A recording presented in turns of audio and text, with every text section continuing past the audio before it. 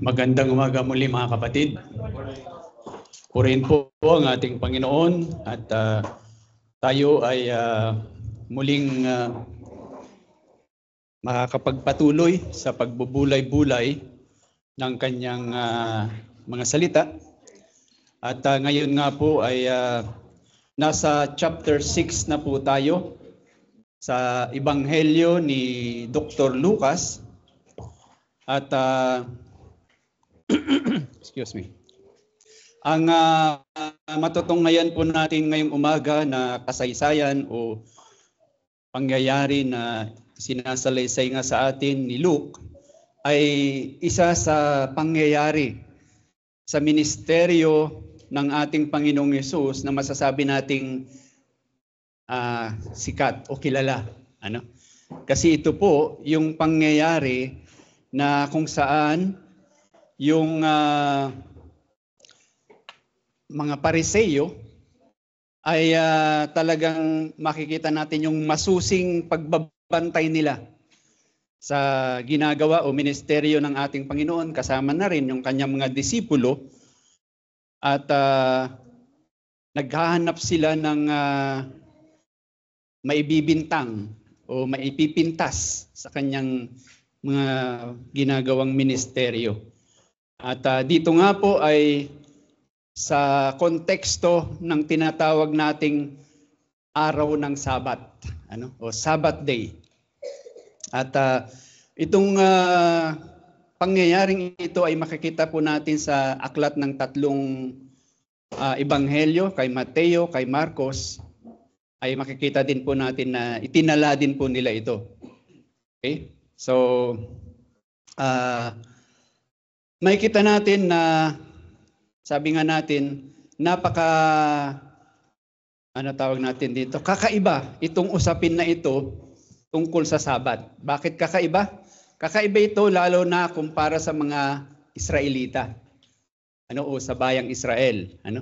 Kasi itong Sabat, kung nagbabasa po kayo ng Lumang Tipan, alam po natin na ito po ay ibinigay ng Diyos sa Israel o sa mga Hudyo upang, sabi doon sa ibang bahagi ng Lumang Tipan, lalo na po sa aklat ng Exodo, kung nababasa natin, hanggang sa maibigay ang 10 utos kay Moises, yung 10 Commandments, makikita natin doon na ipinapaliwanag doon ng Diyos sa pamagitan ni Moises na ang araw ng kapahingahan o araw ng Sabat ay magpapakita ng tinatawag natin na patunay na ang Israel o ang mga Hudyo ay iba.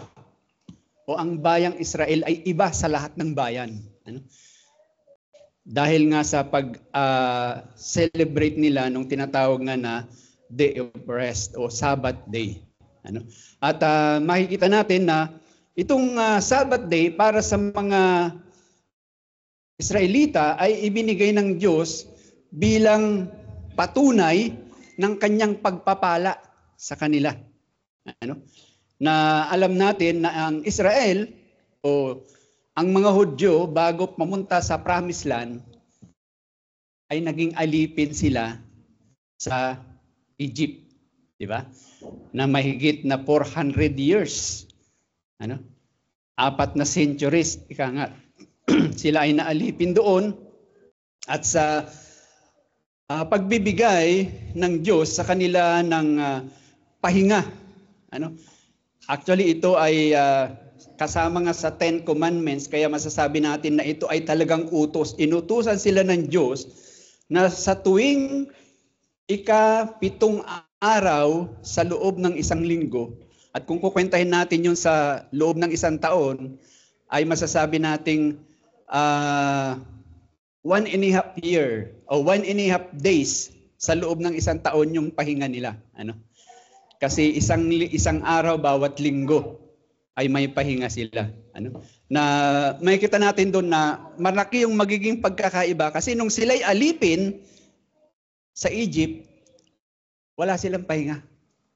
Sila yung totoong sinasabi nating mga lalaki at mga babaeng walang pahinga kasi sobra ang pagkaalipin sa kanila. lalo pa nga pinalala yung pagiging alipin nila nung nakita ng mga Egyptian na dumadami na itong mga to, kailangan mas pahirapan pa natin. Alam niyo yung kwento sa aklat ng Exodo. So, nung ibinigay ng Diyos yung kautusan na ito na sila ay dapat na ito ay utos, mandatory kumbaga na kautusan na kailangan magkaroon sila ng pahinga sa tuwing ika-7 araw sa loob ng 1 linggo. So, patunay na ito nga ay pagpapala para sa kanila. Dahil dati wala silang ganito. Ngayon, hindi lang basta sinabing, kung gusto nyo magpahinga, hindi. Utos talagang, kung sabihin na natin, sapilitan. Pero sapilitan, pero para sa ikabubuti nila. Nakita nyo yun? Pinilit sila na gawin ang makabubuti sa kanila. Saan ka man makakita ng ganong kautusan? Pilitin ka na gawin ang para sa ikabubuti mo. Pero hindi lang kasi literal na pahinga na wala silang gagawin, kung hindi, ang isa pang magpapatunay na sila ay kakaiba sa ibang bayan nung panahon na yon, dahil yung araw ng Sabat o tinatawag nga na araw ng kapahingahan ito din ay araw para sa kanila upang sambahin nila ang Diyos na si Yahweh na siyang nagbigay sa kanila ng kautosang ito. So sa tuwing tumitigil sila sa kanilang gawain, sa tuwing ika-7 araw, ay nakikita ng ibang bansa na kakaiba sila kasi sila lang yung bansa na gumagawa ng ganito. At sama-sama sila na nagsasamba sa kanilang kinikilalang Diyos na si Yahweh. So ito ay, tawag natin ito, patunay na sila ay yung bansang pinili. Kakaiba talaga sila. And at the same time, kung babasahin natin yung aklat ni Isaiah, ang tawag ng Panginoon ni Isaiah sa panahon ng pagsamba nila, ito daw ay ginagamit ng Diyos upang sila ay linisin o isanctify sa wikang Ingles. Sa panahon ng kanilang paglapit sa Diyos, sa panahon ng kanilang pagsamba sa Diyos, doon ipinapakita ng Diyos na sila ay nililinis, na sila ay pinapatawad sa kanilang mga kasalanan. So yun yung primary na dahilan kung bakit iniutos ng Diyos yung Sabat o kung bakit binigyan sila ng kautusan na magkaroon ng araw ng kapahingahan. Pero alam ko rin na nababasa rin sa mga nagbabasa ng Biblia, lalo na sa Lumang Tipan, alam natin na ang Israel ay hindi naging matapat. Napakaganda yung utos sa kanila para sa ikabubuti nila, pero kahit ganun hindi pa rin sila naging matapat. Una, hindi sila naging matapat sa Diyos, nasambahin ang Diyos, nakilalanin ang Diyos sa araw ng Sabat.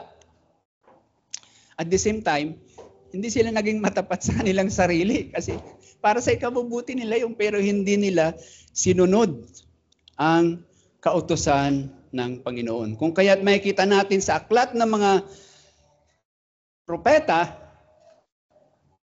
lalo na kay Isaiah, kay Jeremiah, yung tinatawag nating 3 kilalang mga propeta sa Lumang Tipan, ganoon din kay Ezekiel, na paulit-ulit na nire-remind o pinapaalala sa mga Israelita na nagkakasala kayo sa Diyos, hindi kayo nagiging matapat sa inyong pagkilala o pagsamba sa Diyos na nagligtas sa inyo sa Ehipto.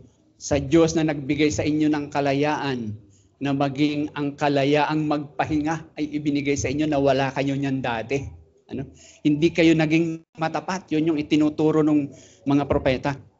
At doon sa sulat nga ni Propeta Jeremias, sinabi niya doon na may ginawa ang Diyos dahil sa kanilang pagiging makasalanan. Dahil hindi nila sinamba ng tama ang Diyos, kung hindi, sumamba pa sila sa ibang mga Diyos, naging idolatrous. sumamba sa ibang Diyos-Diyosan. So anong ginawa ng Diyos bilang kaparusahan? Bilang pagpalo? Sila ay pinaalipin muli. Kinuha sila sa lupang pangako at dinala sa ibang bayan upang maging alipin muli. At ang nangyari, pagkatapos na sila ay maalipin, kasi ang Diyos talagang napakabait eh. Inalis ulit sila sa pagkaalipin, ibinalik ulit sila sa bayan nila. Pero may nangyari doon. Dahil sa napaso sila ng gusto sa kanilang pagkakasala, naranasan nila yung sakit na resulta ng kanilang pagsuway sa Diyos. Ano nangyari? Sabi nga nung ibang mga nag-i-illustrate nito, sabi nila, para daw silang bata na napaso sa apoy ng kalan. Alam niyo yung bata, pag unang beses na makaranas siyang mapaso sa apoy, anong gagawin na niya? Hindi na niya gustong makita pa yung apoy. Ayaw na niyang lumapit sa apoy. Talagang gagawin niya ang lahat para maligtas siya dun sa apoy. Dahil naranasan niya yung sakit. Ganun daw yung nangyari sa mga Israelita. Kaya ano ang kanilang ginawa? Dahil napasok sila ng gusto, ang mga leader nila, o yung tinatawag na mga eskriba nga, mga rabay nila, ay gumawa ng tinatawag nating precautions o pamamaraan para hindi na siguraduhin nilang hindi na talaga nilang ma-violate yung araw ng Sabat. Gumawa sila ng mga dagdag. Yun ang gumawa sila ng bukod sa mayroon ng kautusan ng Diyos. Dalawa po ang uri ng kautusan ng Diyos sa Bible, yung tinatawag nating ceremonial law at saka kalimutan ko tuloy. Mamaya maalala ko yan, sasabihin ko. Pero yung dalawang utos na yun yung utos na 10 Commandments, kakaiba yun, at yung mga utos tungkol sa mga seremonya. Yung pag-aalay, lahat. Pero yung 10 Commandments, yun yung kakaiba. Yun yung isang utos na kakaiba doon sa ibang utos na tinatawag na ceremonial law. At yung mga utos na yun ay nandoon na, maliwanag na. Pero dahil nga natakot ng gusto yung mga Israelita, lalo na yung mga eskriba, nagdagdag pa sila ng mga karagdagang mga utos. Samantalang marami na, maliwanag na ang utos ng Diyos, pero nagdagdag pa sila. At nung panahon nga daw ng ating Panginoong Hesus, mayroon pa silang, dahil sa dami ng utos nila, nakagawa silang ng isang libro na nakatuon lang para doon sa kautusan na kung ano ang hindi dapat gawin at kung ano ang dapat gawin tuwing araw ng Sabat. Ganon sila katindi, ganon sila sobrang naging maingat. Upang hindi makasuway, upang hindi nila masuway yung araw ng Sabat. So, nakakalungkot nga lang na yung mga kautusan na yon na sinulat o idinagdag ng mga eskriba nila o ng mga pariseyo nila ay maliwanag na wala po tayong mababasang ganun sa Bible. Kasi nga mayroon nang ibinigay ang Diyos eh. Maliwanag po na kung naalala, hindi ko lang maalala yung verse na sinasabi, hindi pwedeng dagdagan, hindi rin pwedeng bawasan ang nakasulat na sa banal na kasulatan. Pero itong mga eskriba, ginawa nila yun. At mayroon silang nakahiwalay na natatanging libro para lamang gawing gabay nila. Maganda yung dahilan eh, para hindi masuway ang Sabat. Kaya lang mali ang paraan. Dahil sa halip na saliksikin ng salita ng Diyos, gumawa sila ng sarili nilang mga kautusan para hindi masuway daw ang ang kautusan tungkol sa Sabbath day. So sa pag-aaralan natin ngayong umaga, mayroon po tayong tatlo na sasaliksikin. Ano? Una, makikita po natin dito yung mensahe ng Panginoon Jesus sa mga Pariseo mismo. Ano? Okay? Na sinasabi niya sa kanila, dahil sa inyong ginawa, na-miss ninyo yung totoong punto ng Sabbath day. Sa halip na dito kayo, sumunod kayo, umiba kayo ng direksyon, tumalikod kayo sa dapat na tahakin ninyo. Maling-mali. Ano? Makikita natin yan mamaya kung paano sinabi ng Panginoon. Ano? Pangalawa, makikita din natin dito na kung Sabbath day ang pag-uusapan, walang ibang napaka-perpekto na halimbawa kundi ang ating Panginoong Hesus. Ano? So makikita natin dito sa pangalawang pag-aaralan natin yung example mismo sa buhay ng ating Panginoong Hesus kung paano niya sineselebrate ang araw ng Sabat. Ano?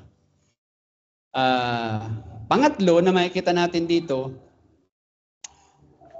si Jesus din mismo ang nagsabi na ipapakita niya sa atin dito kung sino ba ang Diyos.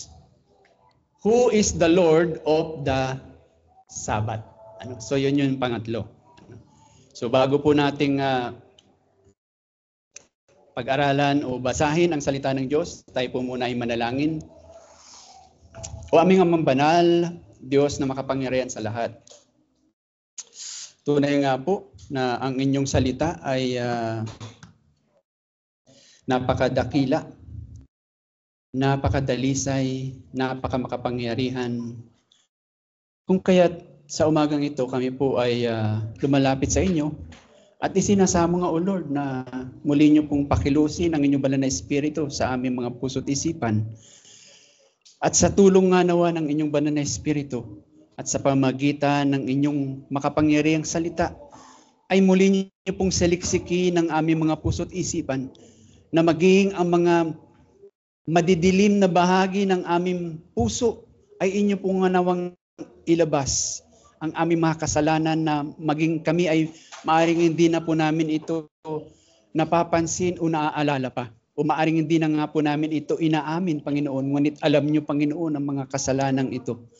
At sa pamamagitan ng inyong paglabas nito, Panginoon, o pagpapakita muli sa amin, o pagpapaalala muli sa amin, ay tulungan niyo nga rin kami na kami tumakbo sa natatanging makakapagbigay sa amin ng kalutasan sa mga kasalanan ito at walang iba kung hindi sa aming Panginoong Hesus.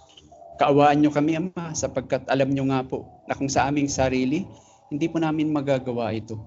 Kung kaya't aming isinusuko sa inyo ngayon ang lahat ng aming gagawin, lalo na nga po sa aming pakikinig ng inyong salita. Ito po ang aming dalangin sa ngalan ng inyong anak na si Jesus. Amen. Buksan po natin yung ating hawak na Biblia sa aklat po ng Lucas chapter 6.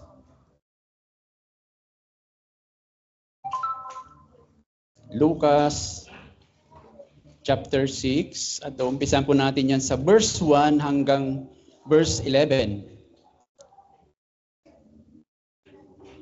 Pakinggan po natin ang salita ng ating Panginoon ng may pagpapakumbaba. Isang araw ng Sabat, habang bumabagtas si Jesus sa mga triguhan, ang mga alagad niya ay pumitas ng mga uhay at pagkatapos ligisin sa kanilang mga kamay ay kinain ang mga ito. Subalit, sinabi ng ilan sa mga Pariseo, bakit ginagawa ninyo ang hindi pinahintulot sa araw ng Sabat? Sumagot si Jesus, hindi ba ninyo nabasa ang ginawa ni David nang siya at ang mga kasamahan niya ay nagutom? Siya'y pumasok sa bahay ng Diyos, kinuha at kinain ang tinapay na handog at binigyan pati ang kanyang mga kasamahan na hindi pinahintulot kainin maliban sa mga pari lamang. At sinabi niya sa kanila, ang anak ng tao ay Panginoon ng Sabat. Nang isa pang Sabat, siya'y pumasok sa sinagoga at nagturo. Doon ay may isang lalaki na tuyo ang kanyang kamay. Ang mga iskriba at mga Pariseo ay nagmamatiyag sa kanya kung siya'y magpapagaling sa Sabat upang makakita sila ng maibibintang laban sa kanya. Subalit alam niya ang kanilang mga iniisip at sinabi niya sa lalaki na tuyo ang kamay, "Halika, tumayo ka sa gitna." At siya'y tumindig at tumayo. Sinabi ni Jesus sa kanila, "Itinatanong ko sa inyo, ipinahihintulot ba sa kautusan na gumawa ng mabuti o gumawa ng masama kung araw ng Sabat? Magligtas ng buhay o pumuksa nito?" At pagkatapos niyang tingnan silang lahat, ay sinabi sa kanya, "Iunat mo ang iyong kamay." Gayon nga ang ginawa niya at nanumbalik sa dati ang kanyang kamay. Subalit sila'y napuno ng matinding galit at pinag-usapan nila kung ano ang maaari nilang gawin kay Jesus. Purihin ang Panginoon sa pagkabasa po ng kanyang dalisay, banal at walang pagkukulang na salita. Nawa, patuloy nga po niyang itanim ang mga katotohanan ito sa ating mga puso. Dito nga po ay nakikita natin yung usapin. Nasabi ko nga, isa ito sa usapin hindi lamang sa banal na kasulatan kundi sa buong kasaysayan ng Kristyanismo hanggang sa ngayon, yung araw ng Sabat o araw ng kapahingahan o araw ng linggo. Kung naalala niyo pa po si J.C. Ryle, naikwento o nabanggit ko na ito one time sa inyo. Ito po yung isa sa ginamit ng Diyos upang yung katuruan natin sa reform na mayroong acronym na TULIP ay maging laganap. Si J.C. Ryle po ang isa sa tumangkilik nito. Actually, isa din siya sa naging dahilan upang mag-gather yung mga katuruan na yon na tinawag nga po nating TULIP. Meron po siyang sinabi tungkol sa Sabbath Day. Ito po, pakinggan natin. Sabi niya, "Our Sundays and how we use them is one of the most sure signs of our spiritual condition." Di ba? Totoo yun.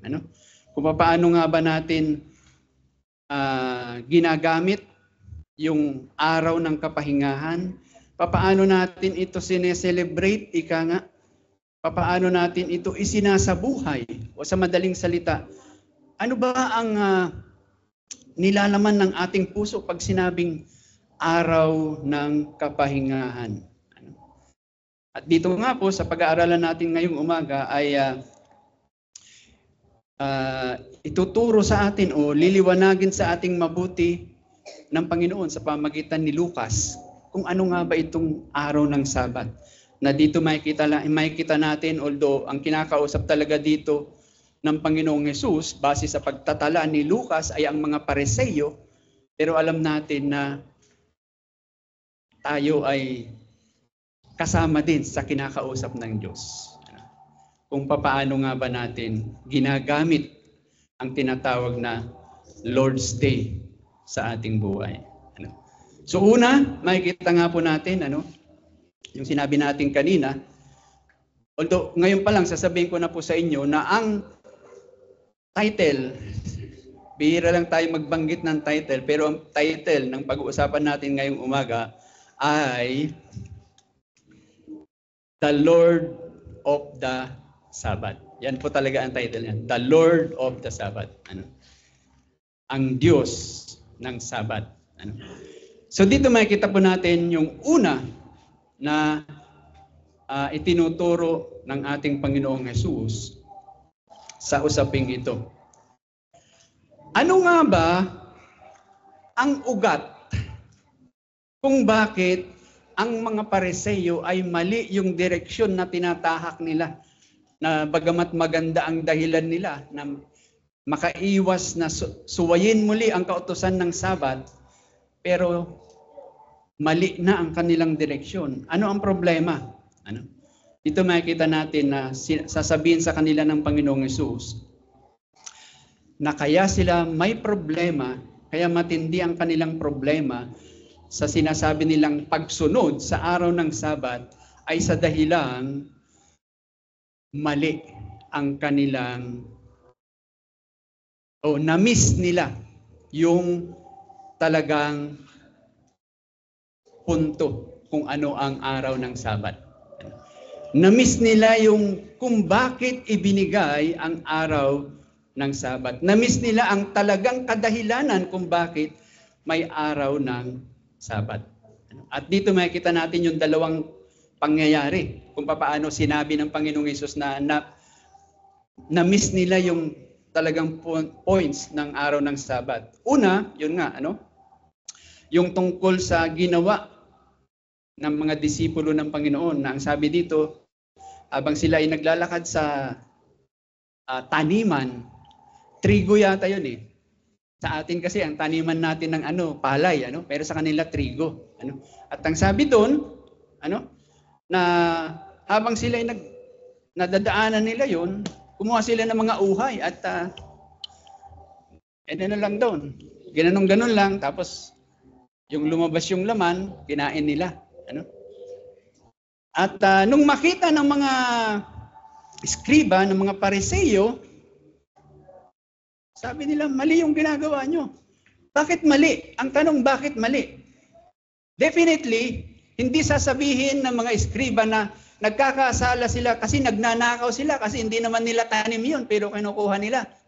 Dahil alam natin sa lumang tipan, hindi po kasalanan yung taong nagugutom at may nadaan ng tanim at kumuha siya ng kaunti lang para lang maibsan yung kanyang gutom. Actually, may utos po na ganyan sa lumang tipan na ang sinasabi sa mga nag-harvest, huwag niyong kunin lahat yung mga bunga ng nyo.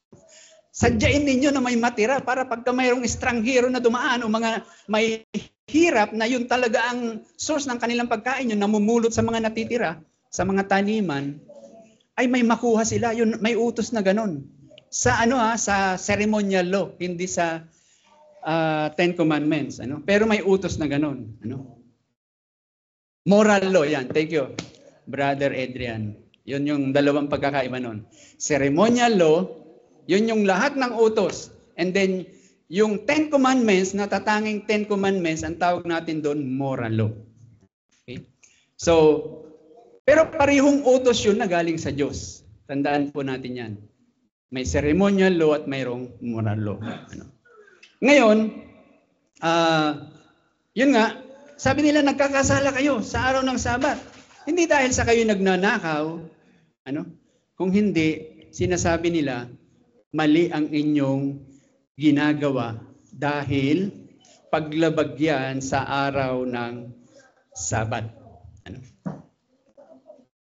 Paglabag sa araw ng Sabat. Okay?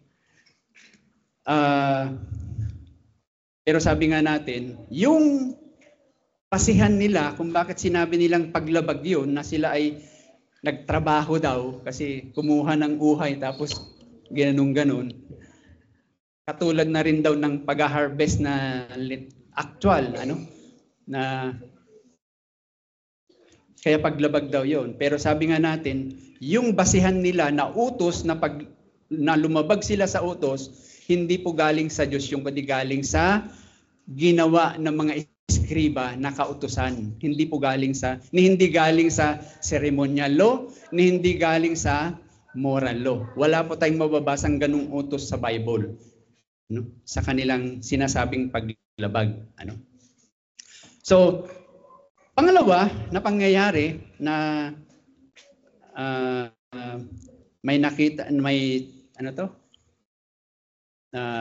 sinasabi yung mga eskriba na nagkakasala si Jesus at ang kanyang mga alagad ay yung pangyayari nga na ang ating Panginoong Hesus ay nagpagaling sa araw ng Sabat. At dito makikita natin na yung pagpapagaling na ginawa ng ating Panginoong Hesus ay sinasabi nila, kasalanan yan. Bakit?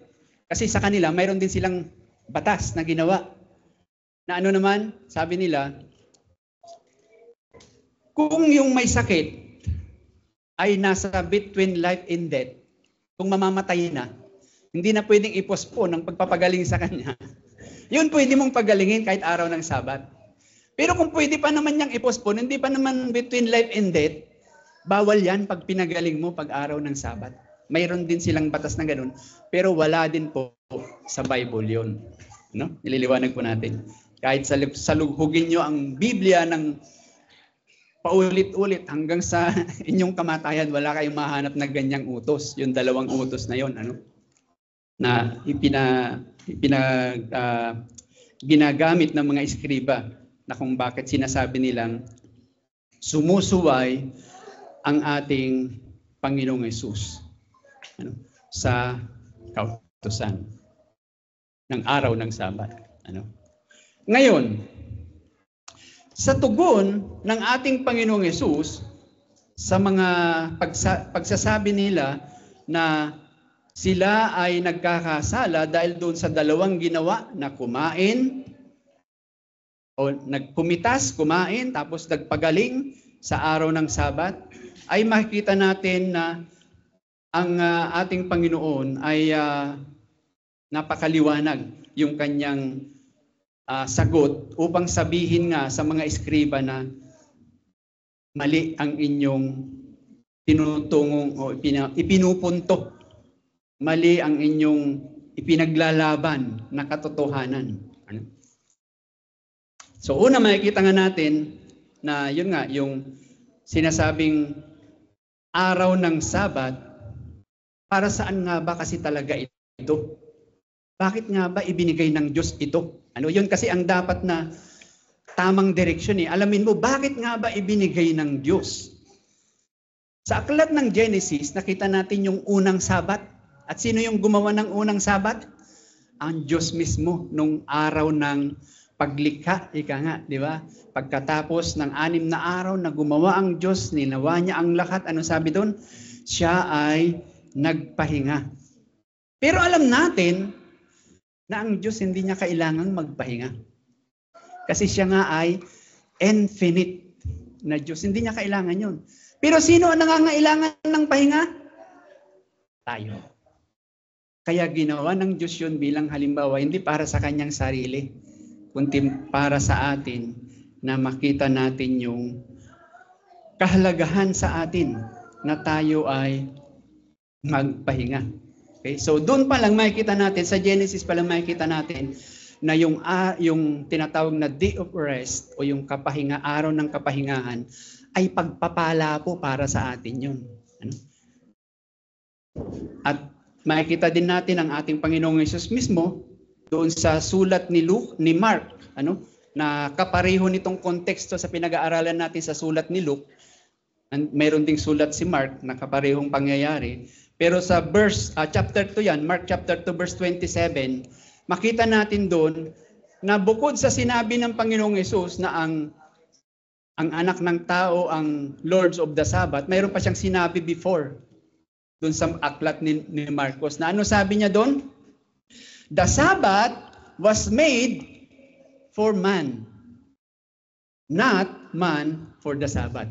Kabaliktaran, ano? Sabi niya, ang Sabbath ay ginawa para sa tao kasi ang ginawa nga yun ng Diyos para sa pagpapala, para sa tao. Pero sabi niya, hindi ang tao ginawa para sa Sabbath. Ano? Kung hindi, ang sinasabi ng Panginoon, yung pagpapala na ginawa ng Diyos para sa tao, ay ano ang ginawa ng mga Pariseo dahil sa kanilang maling kautusan? Sabi doon, yung blessings ay ginawa nilang burden. Sa halip na pagpapala, naging pabigat sa buhay ng mga tao. Kaya maling-mali na yung direksyon na tinatahak doon sa kautusan na ginawa ng mga Pariseo.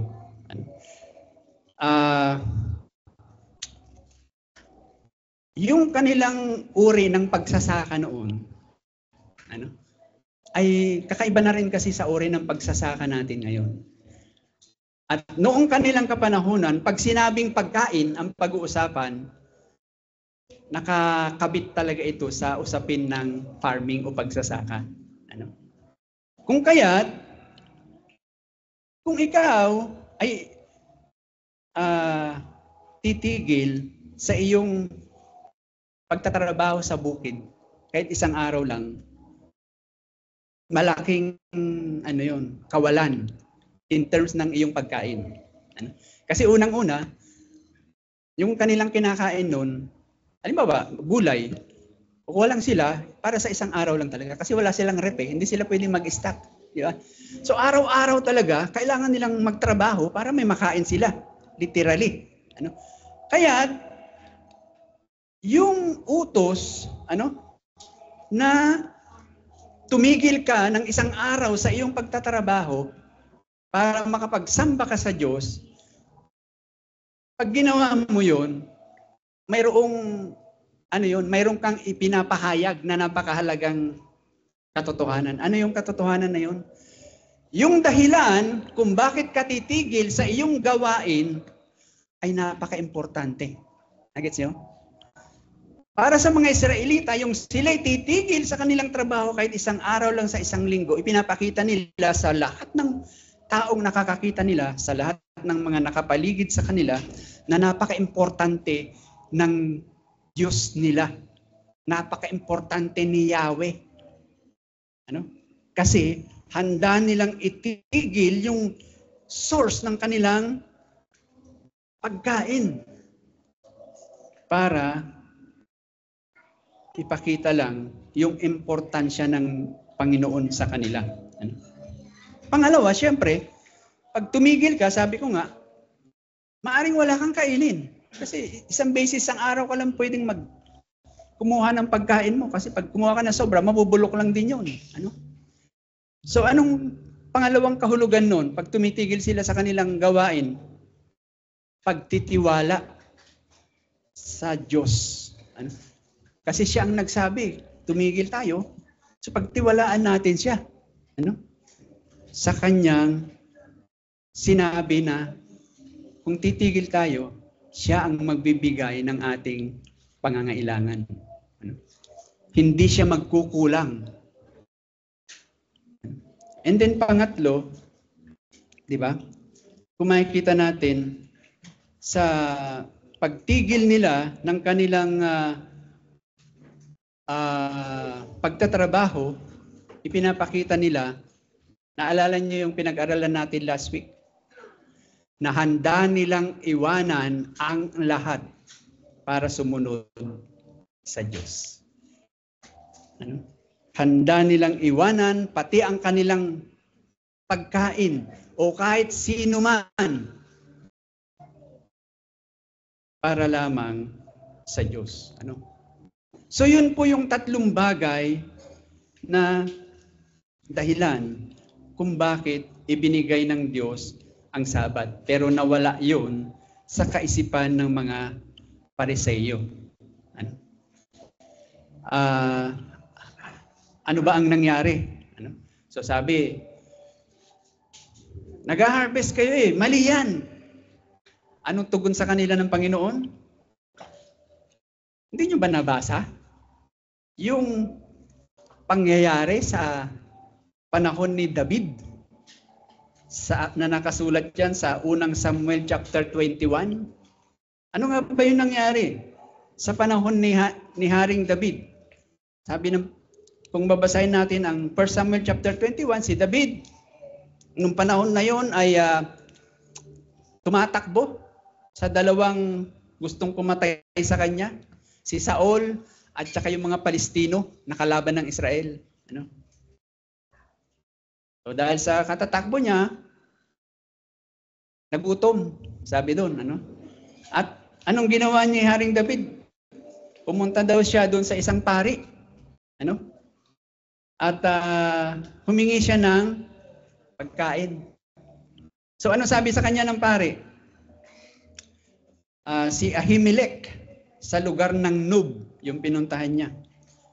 Sabi ni Ahimelech, wala naman kami pagkain dito kung hindi yung showbread o yung pagkain na para lamang sa mga pari. Hindi pwedeng kainin yun ng ordinaryong tao. Talagang itinalaga ng Diyos yun. Iniutos ng Diyos yun na yung pagkain na yun ay para lamang sa mga pari. Pero sa madaling salita, sabi ni Haring David, paano ba yan?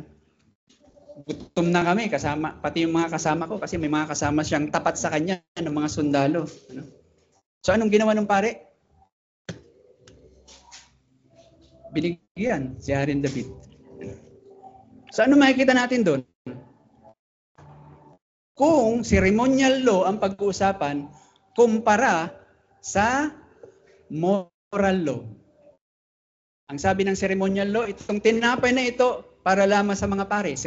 Tungkol nga sa ceremony yung ano na yun eh. Pero ano sabi ng second great commandment?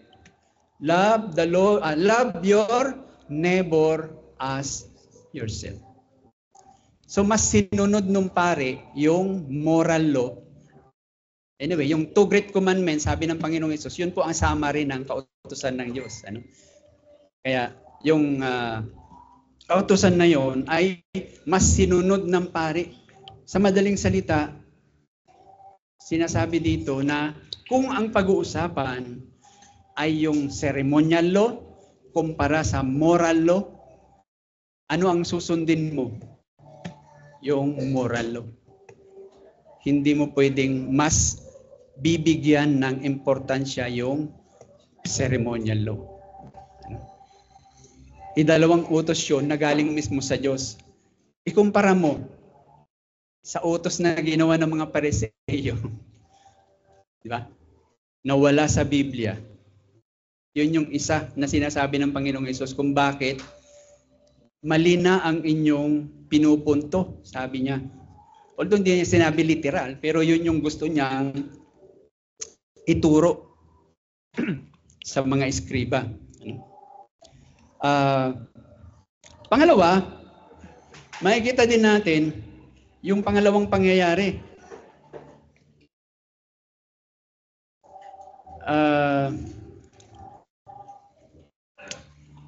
Actually, meron pa palang meron pang yung tinatawag nating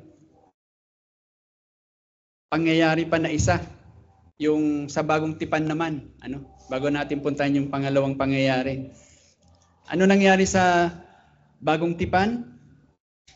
Yung Good Samaritan, naalala niya yun?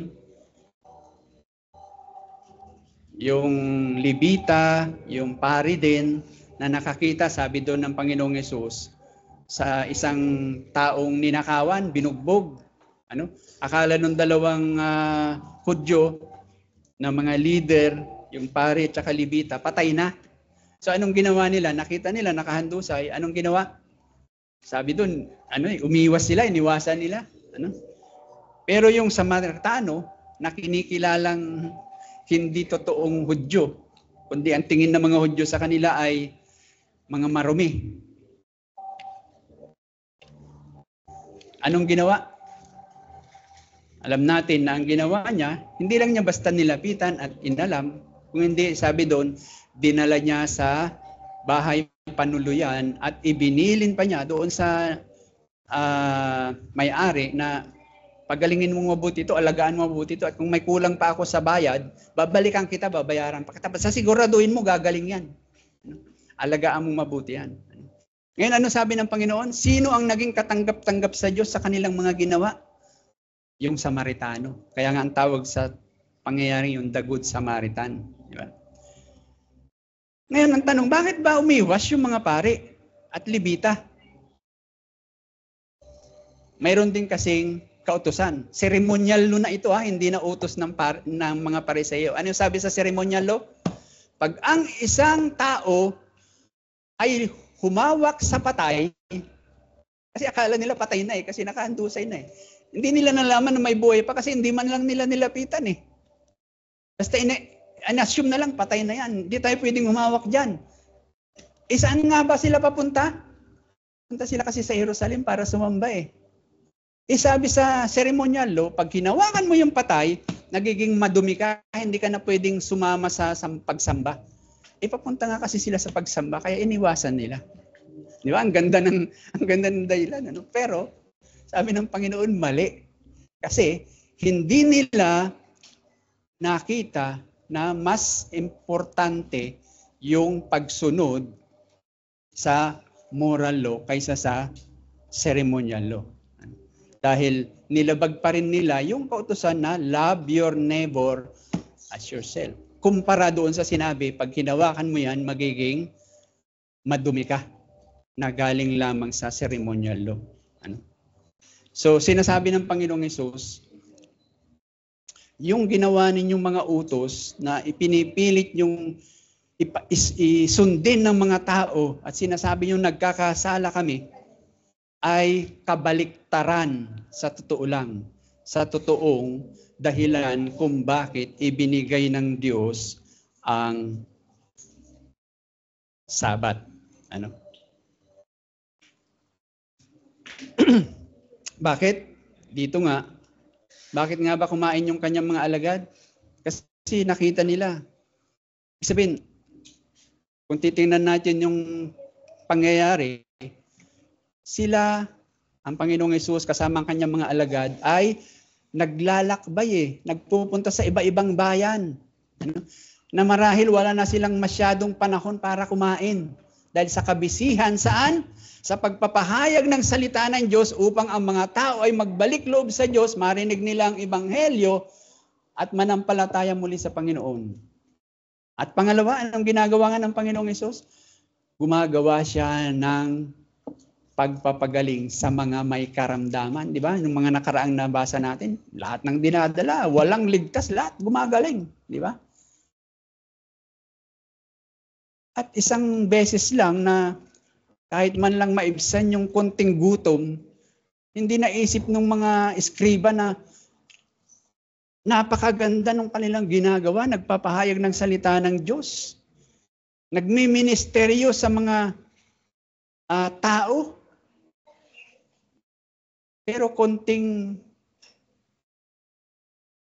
ano lang, ewan ko nga kung anong lasa ng trego na sariwa pa kinain mo na hindi mo niluluto.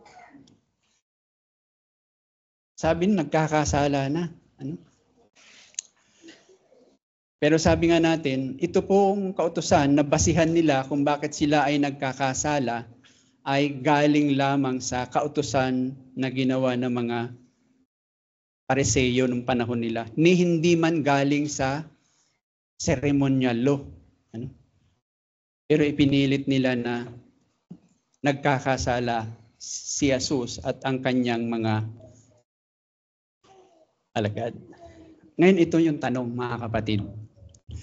Siguro kung nandun tayo, na Ilocano tuloy ako, nung panahon na yon, kung nandoon tayo, maring lalapitan natin yung mga eskriba at tatanungin natin ganito. Ano ba ang mas importante? Di ba? Ano ang mas importante? Ang gumawa ng mabuti? Ano? Ang gumawa ng mabuti o gumawa ng masama? Bakit ganun ang tanong natin? Kasi ano ba ang ginagawa ng mga eskriba? Mabuti ba yon? Ang ginagawa nila, kaya sila sumusunod kay Jesus, hindi dahil naniniwala sila kay Jesus, hindi dahil gusto nilang marinig yung salita ng Panginoong Jesus. Kung hindi naghahanap sila, para silang mga, ano ba tawag natin dito, detective? Naghahanap sila ng makikita nilang mali ni Jesus at ang kanyang mga alagad. Kaya yung konting ganun, mali yan. Ano? At bakit nila gustong hanapan ng mali ang ating Panginoong Jesus? Hindi lamang para ikulong siya, kundi para burahin siya sa mundo. Kaya actually, yun yung tanong ng Panginoong Hesus sa kanila, di ba?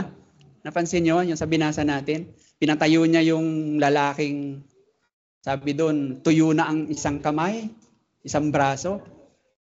Tapos, sabi nga doon sa Tagalog, pinatayo niya sa gitna eh. Sa English kasi hindi sinabi, basta pinatayo lang. Ano?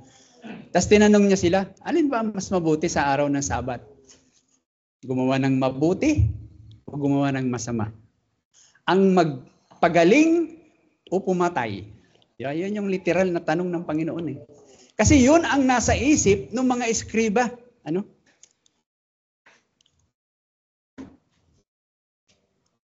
Na kung baga makikita natin, itong mga eskribang ito, itong mga pariseyong ito, ganun na lamang, makita mo ganun na lamang ang kanilang pagnanais o ano tawag natin dito, yung pag-iingat sa kanilang isip na hindi na tila dapat suwayin ang araw ng Sabat. Matindi. Gumawa sila ng isang libro para lang doon. Pero, ito hindi man lang sumagi sa kanilang isipan na ginagamit nila ang kautusan ng Diyos para para pumatay ng tao. Para hanapan si Jesus ng mali at magawa nila yung kanilang pagnanais na siya ay saktan o patayin.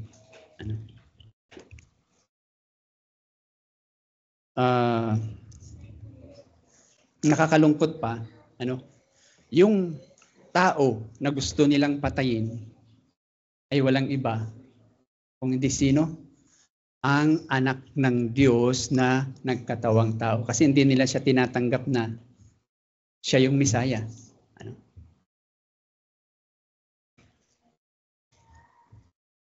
Ngayon, pinag-uusapan nga natin mga Pariseyo, pero mga kapatid, sino ang pwedeng maging katulad ng mga Pariseyo? Yan yung tanong. Aminin nyo man o hindi.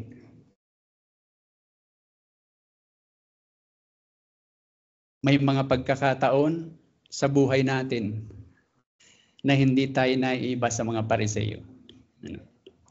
Yung problemang iyon sa kaisipan, sa puso at sa pamumuhay ng mga Pariseyo ay hindi po nalalayo madalas sa ating mga pamumuhay.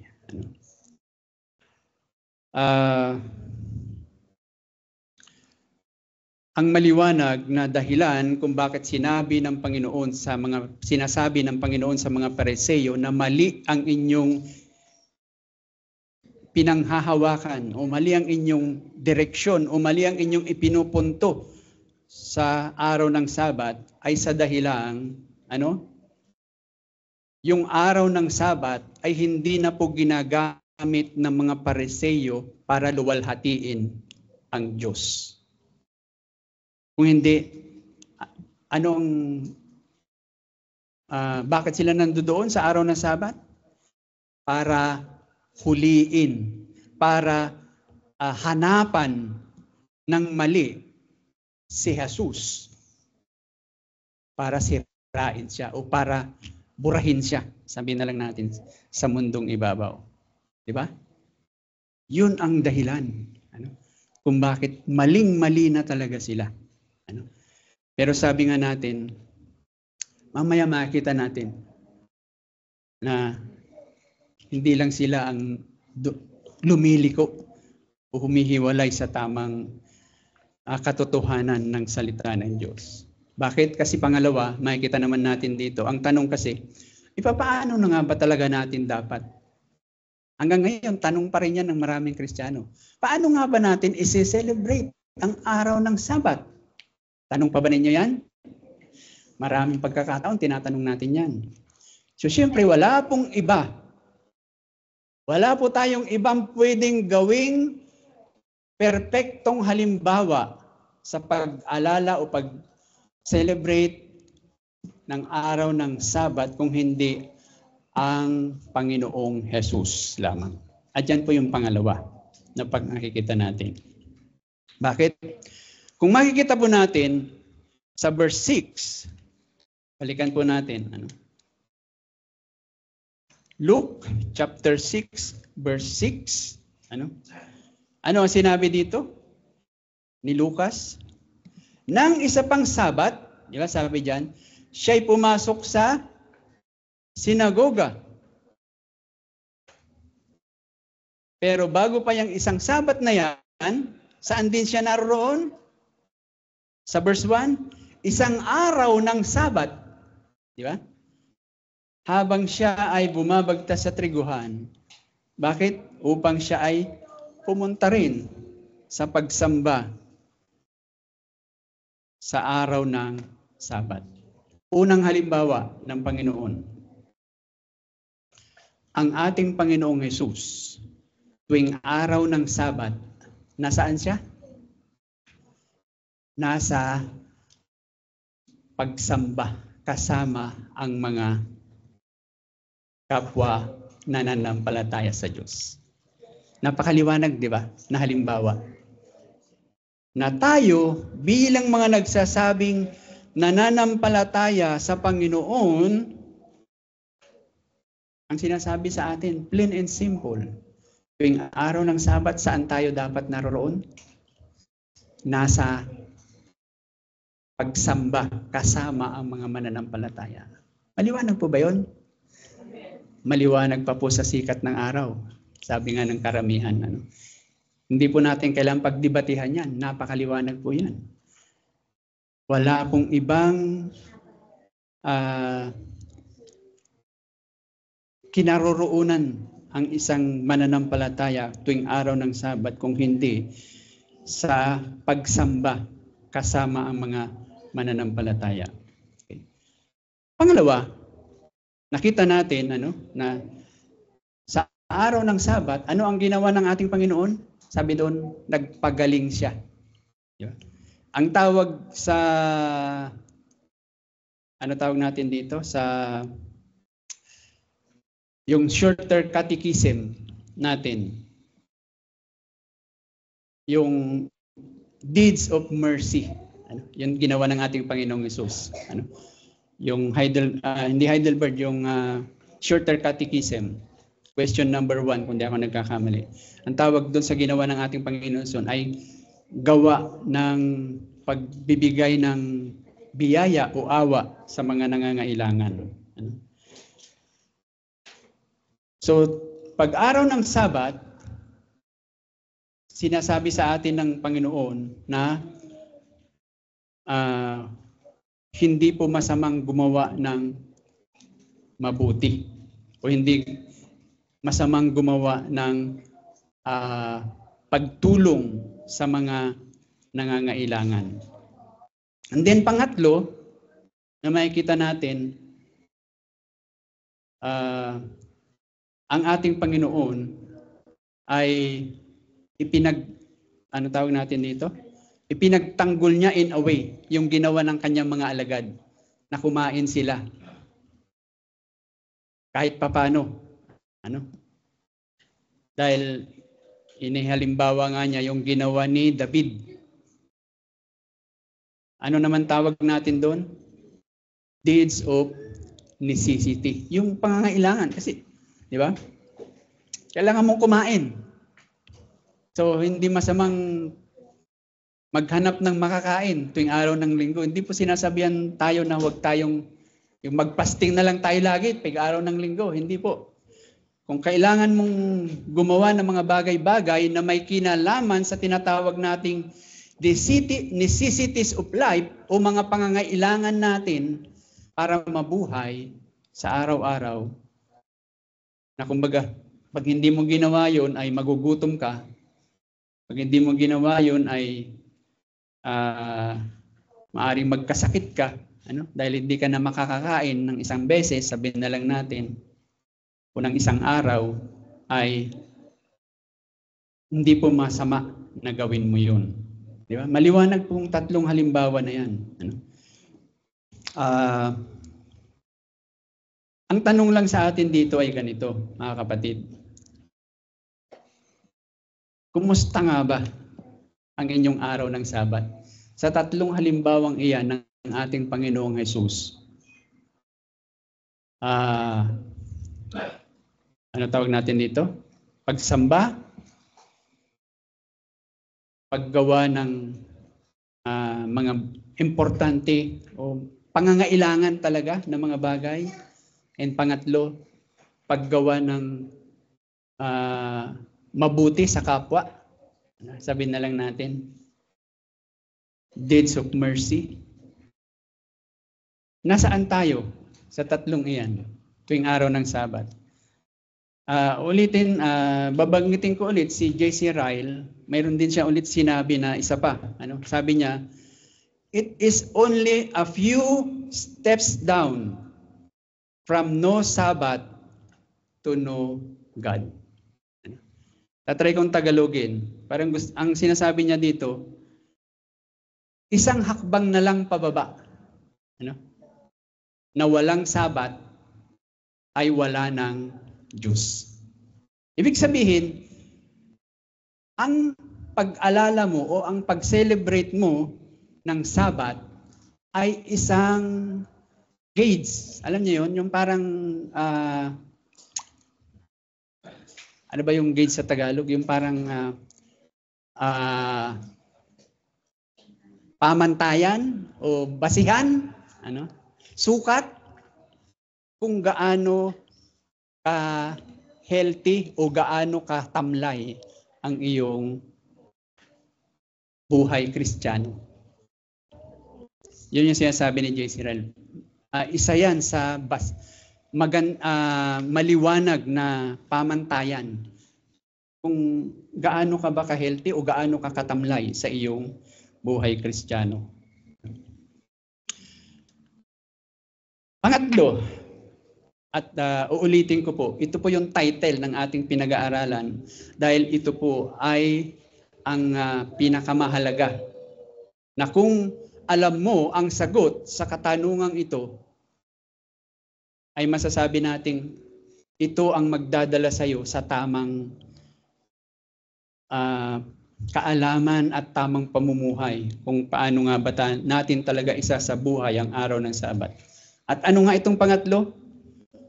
Who is the Lord of the Sabbath? Or who is the Lord of the Lord's Day?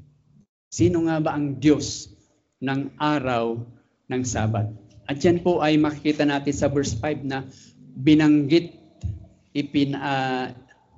niliwanag mismo ng ating Panginoong Hesus. Di ba? Pagkatapos niyang ibigay yung halimbawa tungkol kay Haring David, sabi niya, ang anak ng tao ay ang Diyos ng Sabat.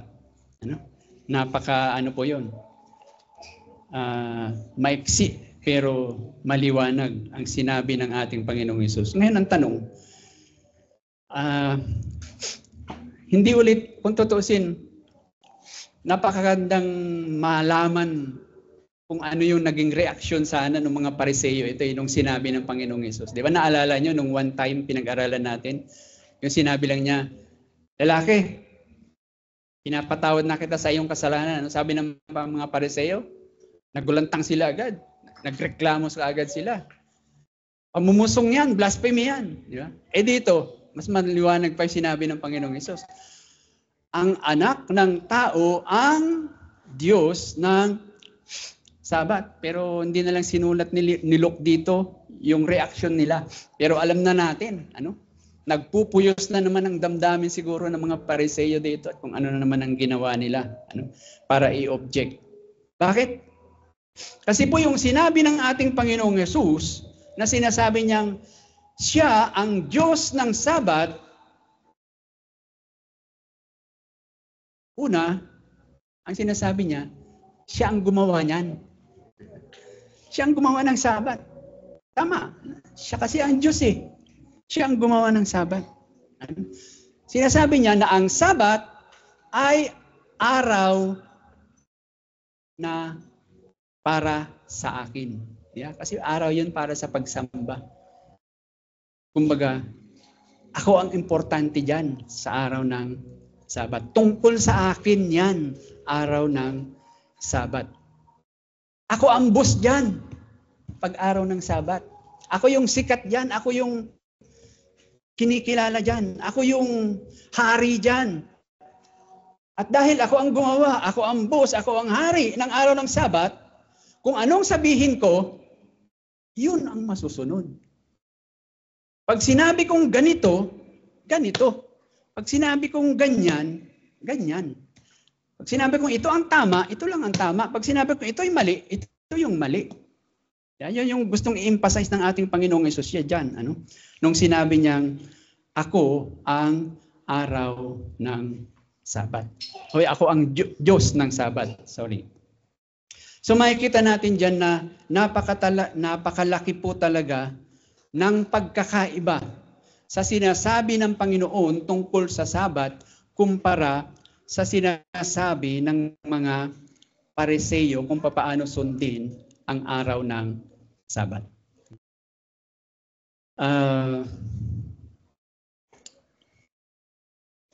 Kung hindi po ang Diyos na itinuturo sa atin ng Biblia, ang Diyos ng iyong Sabat, hindi mo talaga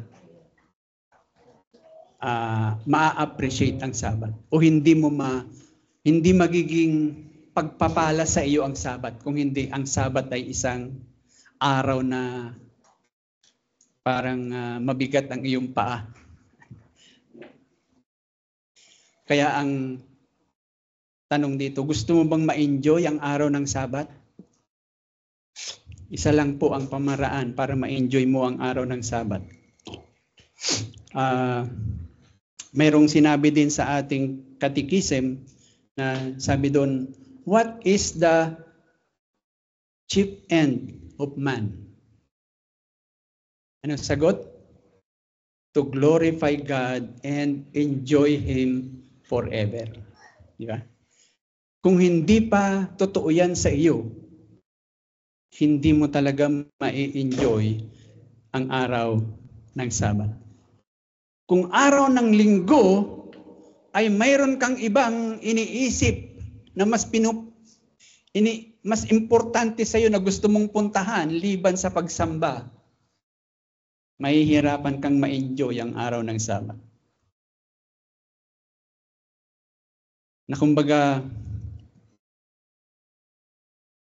pag araw ng Linggo, pupunta ka nga sa pagsamba, pero parang napapaso yung puwit mo. Ang tagal naman ni pastor. Anong oras pa kaya yung matatapos? Anong oras na ba? Di ba? Nag-iintay na sa akin yung may pupuntahan pa ako. Kaya, di ba? Pagka ganon, ay mahihirapan ka talaga. Hindi mo i-enjoy ang Diyos. Hindi mo mai-enjoy ang araw ng Sabat.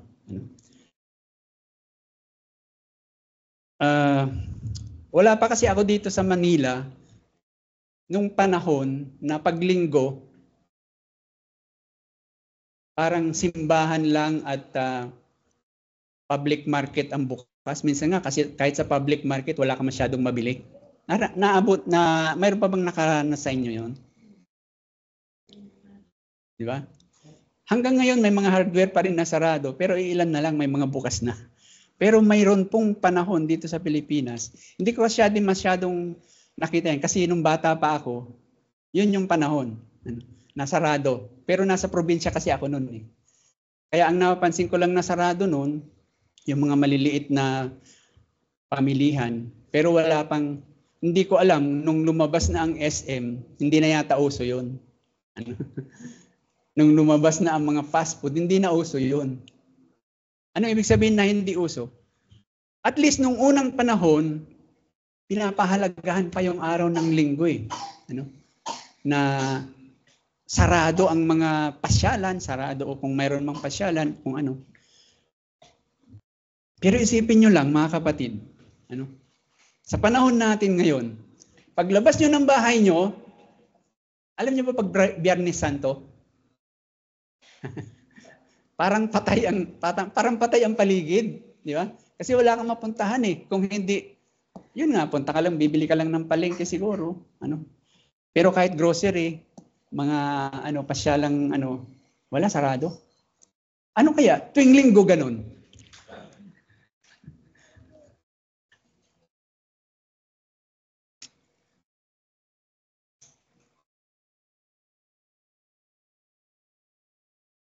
Alam nyo, yun yung sinasabi dito na, kumbaga, ano tawag natin dito? Pag-alala natin o pagkilala natin na kung ang ating Panginoong Hesus o kung ang Diyos ang talagang Panginoon ng ating Sabat, kahit mangyari man yun, nasarado ang ano paman, kung kinikilala mo siya, na siya ang iyong Panginoon at ang sambahin siya ay para sa kaligayahan mo, para sa ikabubuti mo.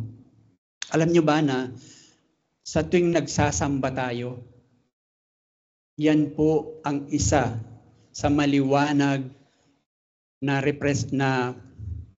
pagtuturo sa atin o larawan sa atin ng dakilang biyaya ng Diyos. Di ba? Kasi ano ba tayo? Karapat-dapat bang lumapit tayo sa Diyos para tawagin siya ng Ama? Hindi po. Pero the fact na nandito tayo, sumasamba tayo, sinasabi sa atin ng salita ng Diyos na dahil sa pangalan ng ating Panginoong Hesus at sa biyaya na ipinagkaloob niya sa atin, nakakatiyak tayo na nakakalapit tayo sa Diyos, hindi lamang para tawagin siyang Diyos o Panginoon, kundi sabi sa Roma, pwede natin siyang tawaging Ama. My Father, nakakapangilabot mga kapatid, tayo na makasalanan, binigyan ng Diyos ng kanyang biyaya. So kung yan ay naisa sa puso mo yung katotohanan na yan, ay mai-enjoy mo ang araw ng Sabat. Pero mga kapatid, sabi nga natin, sabi ko sa inyo kanina, ang mga eskriba lang ba ang may problema sa pag-alala o pag-celebrate ng araw ng Sabat? Ang katotohanan, dumarating tayo, nangyayari sa ating buhay na hindi talaga natin na ibibigay ang buong buo para sa Panginoon. Bakit? Kasi marami pagkakataon sa ating buhay na mas nai-enjoy natin yung ating sariling mga agenda, ika nga, kaysa doon sa sinasabi ng Panginoon na dapat nating gawain.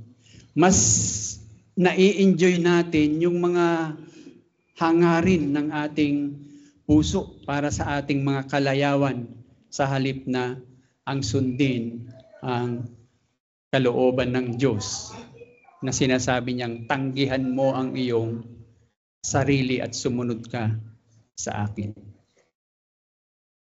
Tayo po ay sama-samang manalangin at nawa ay kaawaan tayo ng Panginoon na sa mga darating na araw, maging umpisa sa araw na ito, ay tunay nga na ma-enjoy natin ang Lord of the Sabbath o ang Diyos ng ating araw ng kapahingahan. Tayo po ay manalangin.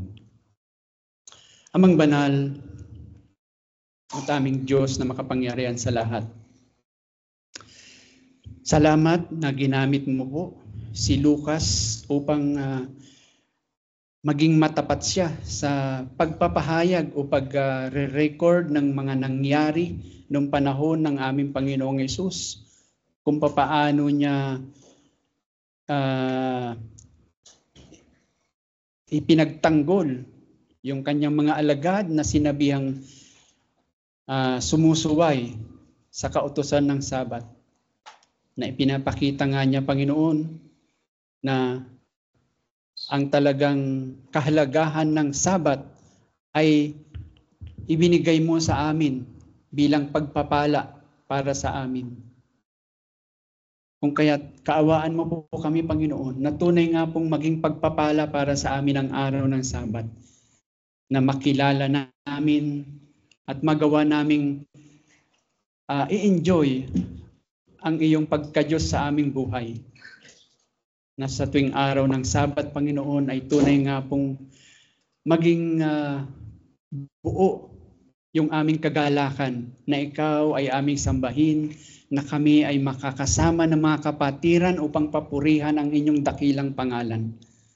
Kaawaan niyo kami, Panginoon, sa lahat ng aming mga pagkukulang at pagkakasala, sapagkat inaamin po namin na hindi po namin nagagawa ito ng lubusan sang-ayon sa inyong ninanais o pamantayan. Pinagkakatiwala po namin ng aming mga sarili ngayon, at ito nga po ay sinasamo namin sa tanging pangalan lamang ng inyong anak at aming Panginoon at tagapagligtas na si Jesucristo. Amen. Amen.